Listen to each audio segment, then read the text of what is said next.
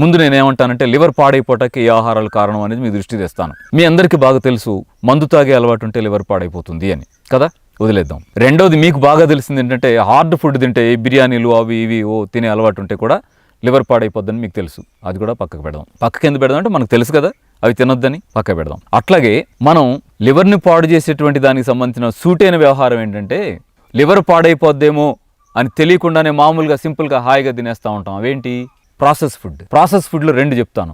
ఒకటి డ్రింక్స్ అండి, జ్యూసెస్ పేరుతో రాని, కూల్ డ్రింక్స్ పేరుతో రాని. మనం ఎలా చూస్తామంటే పెప్సీ, కోకోకోలా అట్లాంటివి కనపడితేనేమో ఈ కూల్ డ్రింక్స్ అనుకుంటాం. అంటే ఈ మధ్య కాలంలో అవి తాగకూడదు అనేటువంటి అవేర్నెస్ కూడా పెరుగుతుంది కదా, కాబట్టి వాళ్ళు ఏమంటారు ఐ కూల్ డ్రింక్స్ అని. అట్లా కాదు, జ్యూసెస్ పేరుతో వస్తూ ఉంటాయి డబ్బాలో, మనవాళ్ళు ఇస్తూ ఉంటారు మనకి. మ్యాంగో జ్యూస్, యాపిల్ జ్యూస్, ఇంకో జ్యూస్, పైనాపిల్ జ్యూస్ అని ఇస్తుంటారు. అవి జ్యూసెస్ అని ఫీల్ అయిపోయి అవి తాగేస్తూ ఉంటాం. కానీ ఒకటి గుర్తుంచుకోవాలి, మీరు ఆ పెప్సీ అయినా కోకోకోలా అయినా మీకు ఉండేటువంటి ఏ వాల్యూస్ దాంట్లో కలిపినా అవి నీళ్లుగా చేసి అక్కడ పెట్టాలి అంటే నిలవ ఉండటానికి ఏదో ఒక పురుగు మందు కలపకుండా, రసాయనిక ఎరువు కలపకుండా, దాంట్లో విష రసాయనం కలపకుండా దాంట్లో అవి ఎట్లా నిలవ ఉంటాయండి?